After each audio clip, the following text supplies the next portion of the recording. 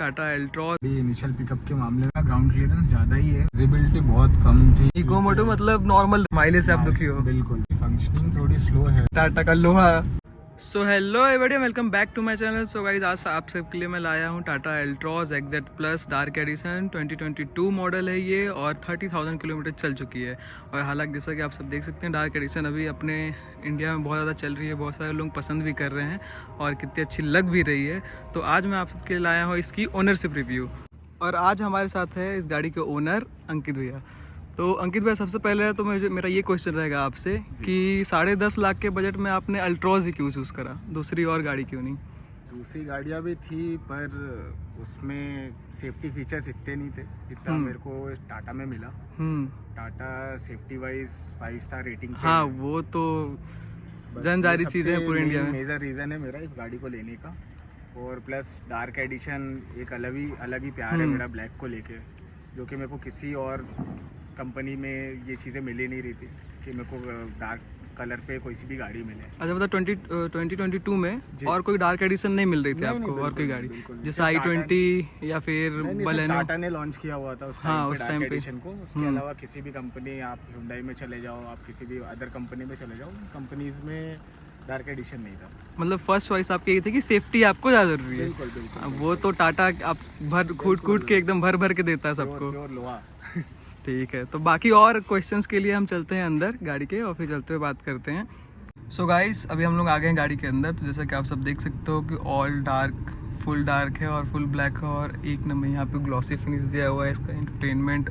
और हालांकि 2022 के हिसाब से तो बहुत ज़्यादा सारे फीचर्स इसमें भरे हुए हैं। और ये देखो आप, इसके रूफ वगैरह सब कुछ मतलब fully loaded dark edition.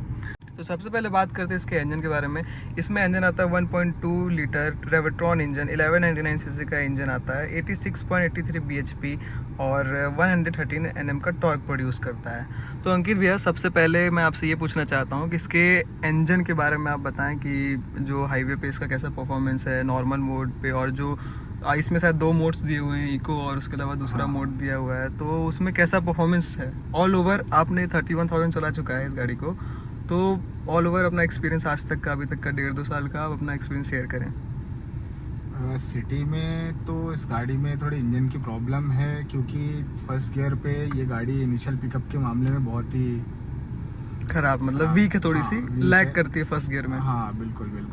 But otherwise अगर आप उसको हाईवे पे चेक करोगे तो हाईवे पे इसका बहुत ही अच्छा परफॉर्मेंस है। स्टेबिलिटी नो डाउट बहुत ही खतरनाक है इसकी।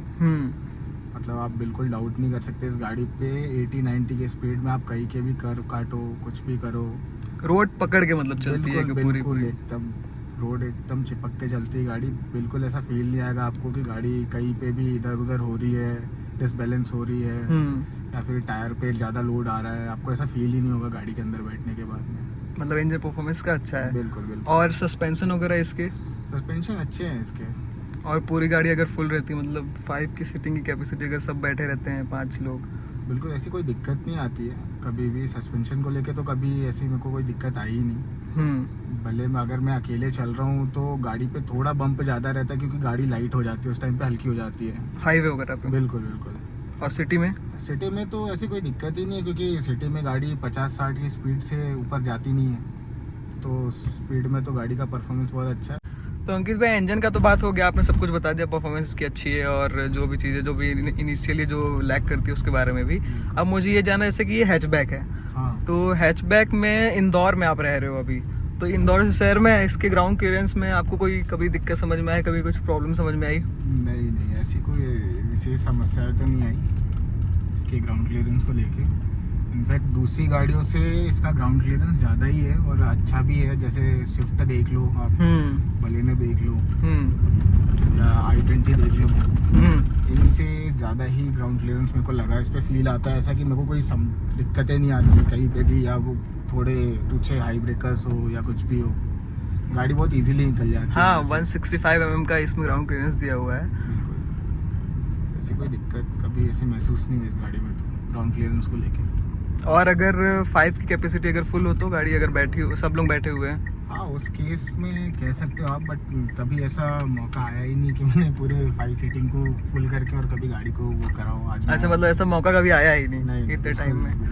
इसके हेडलाइट पे, जो कि आपने जब उस टाइम पे लिया होगा हाँ तो आपको शायद इसमें प्रोजेक्टर दिए हुए हैं, हाँ और प्रोजेक्टर में इसमें येलो लाइट मिली थी आपको, हाँ बिल्कुल। फिर आपने इसमें वाइट लाइट अलग से डलवाया। तो जो कंपनी की तरफ से जो ऑफर किया गया था आपको हाँ प्रोजेक्टर, उसमें उसका क्या कैसा था, स्प्रेड उसका कैसा था और कैसा विजुअल आता था उसका? उसकी लाइट की विजिबिलिटी बहुत कम थी, मतलब अगर आप रात में हाईवे पे भी चल रहे हो तो वो लाइट थोड़ी कम थी। सिटी के लिए तो वो सफिशिएंट है कि हाँ सिटी में कोई दिक्कत नहीं आती उससे, बट अगर आप हाईवे चल रहे हो तो हाईवे के लिए वो लाइट्स बहुत दिक्कत वाली थी, क्योंकि इसकी सामने अगर आप देखोगे गाड़ी से तो विजिबिलिटी 10 से 15 मीटर की रहती थी बस, उससे ज़्यादा विजिबिलिटी रहती ही नहीं थी। इस वजह से मैंने वाइट लाइट लगवाई। फिर आपने एलईडी अपना मतलब चेंज करवाई उसमें? बिल्कुल बिल्कुल। तो वाइट लाइट लगवाने के बाद फिर क्या कैसा?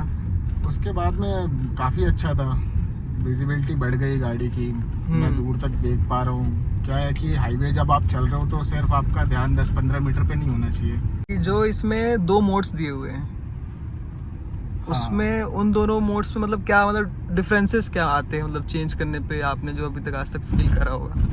इको में ऐसा रहता है कि गाड़ी का जो इनिशियल पिकअप रहता है, आप कह लो कि जो आरपीएम रहता है वो थोड़ा स्लोली आप एक्सीलरेशन कितना भी ले लो, आप आरपीएम को कितना भी हाई कर लो, गाड़ी एकदम से स्पीड नहीं लेती है, वो धीरे धीरे ही अपने उस पे जाएगी। इको मोड मतलब नॉर्मल रहती है? हाँ, मतलब ऐसा कुछ नॉर्मल रहती है वो। एक तरीके से देखा जाए तो कंपनी वालों ने शायद इसलिए प्रोवाइड किया है क्यों, ताकि एवरेज पे कुछ फर्क आए। हाँ, मतलब माइलेज इंक्रीज हो उससे। हाँ बिल्कुल बिल्कुल। और जो इसका दूसरा मोड है वो सिटी मोड नॉर्मल, जैसे जो दूसरी गाड़ियों में जो नॉर्मल मोड्स रहते हैं, नॉर्मली जो गाड़ियाँ चलती है उस टाइप से सिटी मोड वर्क करता है। कुछ ऐसा मतलब मेरे को मेजर डिफरेंस समझ में नहीं आया। ऐसा कुछ मेजर डिफरेंस नहीं है? बिल्कुल नहीं, ना ही मेरे को एवरेज में ऐसा कुछ समझ में आया, ना ही पिकअप में ही आप देख लो कि अगर गाड़ी मैं चला रहा हूँ तो बहुत ज़्यादा ही मेरे को फ़र्क नज़र आ रहा हो, ऐसा कुछ भी नहीं था। तो आपको कभी अगर जैसे रैश ड्राइविंग करनी, थोड़ा सा स्पोर्ट्स टाइप अगर ड्राइविंग करनी, तो आप कौन से मोड में प्रेफर करते हो ज़्यादा इसमें? वो तो सिटी में ही होता है। सिटी में आप करते हो? तो ये दोनों जो मोड्स हैं, हाँ। इन दोनों में क्या माइलेज वगैरह का क्या है, गाड़ी का क्या डिफरेंस आता है? मैंने आज तक इतना गौर ही नहीं किया, पर फिर भी आप मान के चलो 2-1 एवरेज का फ़र्क आता है। और किस में ज़्यादा देती है और किस में कम देती है? इको में ज़्यादा रहता है एवरेज। इको में ज़्यादा रहता है और सिटी में कम रहता है माइलेज। तो वो भी आपको सिटी में, अगर आप सिटी में गाड़ी ड्राइव कर रहे हो तो आपको बिल्कुल नहीं समझ में आने वाला है। उसके लिए अगर आप गाड़ी को बाहर हाईवे पे लेके जा रहे हो, उस टाइम पे आप इको और सिटी मोड चेक कर रहे हो तो आपको क्लियर समझ में आएगा कि हाँ गाड़ी में ये फीचर्स हैं और ये काम के हैं। अदरवाइज सिटी के अंदर तो मेरे को नहीं लगता है किसी काम के हैं। इम्पोर्टेंट क्वेश्चन आ गया जो कि हर इंडियन माइंड में रहता है, ये माइलेज। और ये जो हैचबैक है, इसके जो कॉम्पिटिटर्स हैं अल्ट्रॉस के, इसके बलेनो है, i20 है, तो ये सब अभी बहुत ज़्यादा रूल कर रही है अभी मार्केट में। तो माइलेज इसका आप बताओ आज तक के एक्सपीरियंस की, मतलब आपको कितना सिटी में कितना मिल रहा है, आपको बाईपास पे कितना मिल रहा है, मतलब हाईवे पे कितना मिल रहा है? इस गाड़ी से मैं एक ही मामले में दुखी हूँ, जो कि है माइलेज। माइलेज से आप दुखी हो? बिल्कुल बिल्कुल। माइलेज सिटी में इसका आप समझ लो कि आप एक स्कॉर्पियो चला रहे हो। सिटी में स्कॉर्पियो चला रहे हो, इतना माइलेज, इतना कम माइलेज है इसका? तो गाइस सबसे पहले तो मैं आपको बता दूं ये पेट्रोल इंजन है, और इसका माइलेज आप फिर भी आप बताओ अप्रोक्स क्या देती है, क्या देती है? 11-12 सिटी में 11-12 माइलेज है। और अगर आप हाईवे पे जाते हो तो? हाईवे पे अगर आप जा रहे हो तो इसका एवरेज कहीं ना कहीं 20-21 ये एवरेज निकालती है गाड़ी हाईवे पे, मतलब सर्टेन स्पीड तक।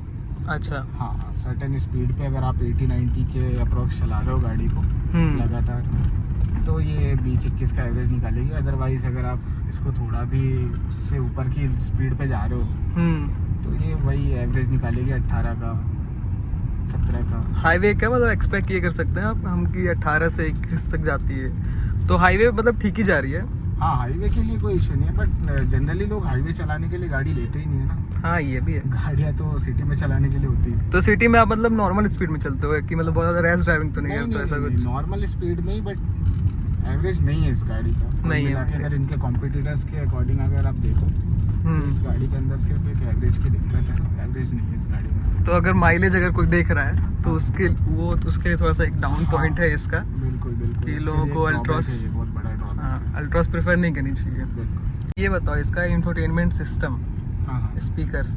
तो जैसा कि गाइस मैं आप सबको बता दूं कि इसमें हरमन का 4 स्पीकर्स आते हैं और 4 ट्विटर्स आते हैं। और इसमें हालांकि अंकित भैया ने बेस ट्यूब भी अलग से इंस्टॉल करा रखा है हरमन का ही। तो जो कंपनी की तरफ से था अंकित भैया, हाँ। उसका क्या एक्सपीरियंस रहा है, मतलब हम कैसी अभी तक, अब तो 1.5 साल हो गए, बहुत सारे गाड़ियों कंपेरिजन बोल रहा हूँ, बहुत सारे गाड़ियों में से कंप्लेन आती है टाइम के साथ हाँ। कि जब नए मिलते हैं तो उनके बेस वगैरह ना मतलब अच्छे चल रहे होते हैं, प्रीमियम साउंड करता रहता है, लेकिन टाइम के साथ ना वो फटने लगते हैं स्पीकर अगर फुल वॉल्यूम में लोग चलाते हैं तो। नहीं, तो इसमें फिलहाल- आपको कभी ऐसा फील हुआ? फिलहाल अभी 2 साल होने को है, बट ऐसा कुछ एक्सपीरियंस नहीं करा मैंने साउंड को लेके। हाँ, बट मेरा ऐसा साउंड को लेके कंसर्न है कि मेरे को लाउड म्यूजिक ही पसंद है और थोड़ा बेस भी होना, इसलिए मैंने इसमें अलग से बेस ट्यूब डलवाया। इसका लगे हाथ ये भी बात कर लेते हैं अंकित भैया, आप ये बताओ इसके डिस्प्ले के बारे में। पुराने डिस्प्ले, हालांकि ये पहले हैरियर में भी आती थी ये डिस्प्ले और इसमें भी पुरानी डिस्प्ले है ये, तो उस टाइम पे बहुत सारे कंप्लेंट्स ऐसे आते थे कि ये बहुत लैगी है, बहुत स्लो है। तो आपका क्या एक्सपीरियंस रहा है इसके डिस्प्ले को लेकर के अभी तक 2 साल में? हाँ, इसकी फंक्शनिंग थोड़ी स्लो है, क्योंकि उस टाइम पे डिस्प्ले के मामले में 2-3 कंपनीज ही थी जो बहुत अच्छा परफॉर्म कर रही थी गाड़ियों में। Hyundai और किया वगैरह ये सब। हाँ बिल्कुल बिल्कुल, बट इसमें थोड़ी दिक्कतें थी उस टाइम पे। अभी भी मैं उन दिक्कतों को फेस करता ही हूँ। मतलब ये लैगी रहे है हाँ, ना? बिल्कुल बिल्कुल, ये शुरुआत से लैगी ही थी, स्टार्टिंग से लैगी थी। हाँ बिल्कुल। और ऐसा मतलब टाइम के साथ जब नया लेने के बाद 2 सालों में मतलब और ज़्यादा लैग अगर इसका बड़ा हो, ऐसा कुछ है क्या? नहीं नहीं नहीं, ऐसा तो कुछ भी नहीं हुआ। मतलब जैसा शुरुआत में मैंने लिया हुआ था, जब ये जितना लैग होता था थोड़ा बहुत ही होता है, इतना मेजर भी नहीं है, बट हाँ होता तो है। वो अभी भी होता है ऐसे ही। अभी मैंने हाँ। लेटेस्ट में मतलब 30,000 पे जब मैंने मेरी गाड़ी की सर्विस कराई, जब भी इसका सिस्टम अपडेट ही करा हमने, पर कोई फ़र्क नहीं आया उसमें। मतलब कोई फर्क नहीं आया, मतलब जैसा आपको नया मिला था वैसा ही हाँ, है, बस ऐसे बट ही। है प्रॉब्लम है इसका, एक नेगेटिव फैक्टर है ये। हाँ तो अंकित में बाकी सारी बातें तो हो गई, अब एक और बात जो पॉइंट, बहुत बड़ी पॉइंट है ये, हाँ। Safety rating. हालांकि इस गाड़ी के लिए शायद पूछना भी शायद बेकार है, हाँ। सेफ्टी रेटिंग तो हालांकि एन कैप में इसकी 5 है। और जैसा कि दुनिया में है कि टाटा का लोहा, इससे मजबूत लोहा तो कुछ है ही नहीं। तो आप इतने टाइम तक जो आपने सोच करके लिया था, जिसके वजह रीज़न से आपने बाकी गाड़ियाँ छोड़ करके आपने अल्ट्रॉज ही लिया, तो वो आपको क्या लगा, वो सेटिस्फाइड करा आपको? हमें आज तक अभी तक मैंने ऐसे सेफ्टी टेस्ट तो करा नहीं इसका। भगवान करे कभी ऐसा हो भी ना कि मेरे को इसकी सेफ्टी रेटिंग का टेस्ट करना पड़े। हाँ। बट ओवरऑल ऐसा है कि मतलब गाड़ी आप चलाओ तो आपको फील आ जाएगा कि टाटा का लोहा चला रहे हो। टाटा का लोहा चला रहे हो आप। हाँ, मतलब वो आप- फीलिंग है। बिल्कुल बिल्कुल, आप इसके डोर्स से लगा के स्टीयरिंग, आप किसी भी चीज़ को फील कर पाओगे। इसकी जगह पे आप मारुति सुजुकी की गाड़ियाँ ले लो, बलेनो ले लो, डिज़ायर ले लो, या फिर आप इसकी स्विफ्ट ले लो। इन सारी गाड़ियों को आप देखो, उनको फील करो, इसको फील करो, ये अलग ही समझ में आएगा आपको कि बहुत ही हैवी इस पे मतलब काम रॉ हो। चीज़ है। बिल्कुल बिल्कुल, बहुत ही रॉ है। नहीं यार, ये तो है, मैं भी चलाया हूँ जब इसको, तो मतलब ऐसा फील होता है कि जब बलेनो वगैरह हम चलाते हैं तो थोड़ा सा हल्का हल्का फील होता है, इसको जब बिल्कुल, चलाते हैं तो थोड़ा इसको सा हैवी सा आप- फील आता है। इसको आप अगर आप स्पीड में देखो तो आप इसको 100 भी लेके चले जाओ अगर गाड़ी को, ये आपको अंदर से बैठ के ऐसे फील ही नहीं देगी कि गाड़ी 100 पे जा रही है। ये इतनी हैवी है, ये फील ही नहीं देती। इसकी जगह पे आप उन गाड़ियों को चला के देखो, आपको खुद समझ में आएगा वो गाड़ियाँ काँप जाती है। हाँ, ये तो थोड़ा बहुत स्टीयरिंग इसका, हाँ, मतलब बिल्कुल। स्टीयरिंग भी इसका बिल्कुल नहीं कांपता है। बिल्कुल नहीं, बिल्कुल नहीं, बहुत ही स्टेबल रहता है इसका स्टीयरिंग। 3 सिलेंडर इंजन भी दिया हुआ है इसमें। सो गाइज, ये रिव्यू थी और ये ऑनरशिप रिव्यू थी अंकित भाई की तरफ से कि जो भी सारे पॉइंट्स हमने सब कवर कर लिए। बट एक और इसका जो ड्रॉबैक अंकित भैया को फील होता है, वो उस बारे में आपको बताना चाहेंगे हम लोग कि क्या एक ड्रॉबैक है, बड़ा ड्रॉबैक। तो अंकित भैया बताओ आप। गाड़ी में मेजर ड्रॉबैक ये है कि इस गाड़ी का रीसेल नहीं है।